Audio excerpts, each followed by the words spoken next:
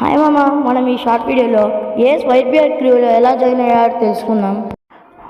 ఏస్ white బియర్డ్ని కలుసుకోవడం కోసం జిన్బే help అయితే తీసుకుంటాడు. కానీ మన జిన్బే దాన్ని తప్పుగా అర్థం చేసుకొని లిటరల్లీ 5 days అయితే ఏస్తో ఫైట్ చేశాడు. కానీ వాళ్ళిద్దరిలో ఎవరు గెలిచలే. గైస్, మన జిన్బే ఇంకా ఏస్ ఫైట్ అక్కడ ఇక్కడ పాకి డైరెక్ట్ వైట్ బియర్డ్ దగ్గరికి వెళ్ళిపోయింది. వైట్ బియర్డ్ ఈ విషయం తెలుసుకొని ఏస్ ఇంకా జిన్బే ఫైట్ చేస్తున్న ఐలాండ్కి అయితే వెళ్ళాడు. తర్వాత వైట్ బియర్డ్ ఏస్ని టెస్ట్ చేయడం కోసం ఏస్తో చిన్న ఫైట్ అయితే చేస్తాడు. కానీ మన వైట్ బియర్డ్ ఏస్ కన్నా ఎంతో చాలా స్ట్రాంగ్, మీ అందరికి తెలిసిందే. తర్వాత మన ఏస్ తన క్రీమ్ని కాపాడుకోవడం కోసం తన శక్తి అంతా వాడతాడు.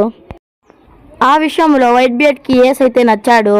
అదిగాక తన ఫ్రెండ్ అయిన రాజర్ కొడుకు ఏస్ అయితే. ఆ ఫైట్లో ఏస్ అయితే అన్కాన్షియస్ అయిపోతాడు. తను కళ్ళే తెరిచి చూస్తే తను వైట్ బియర్డ్ షిప్లో అయితే ఉంటాడు. తర్వాత ఏమైందో మీ అందరికి తెలిసిందే.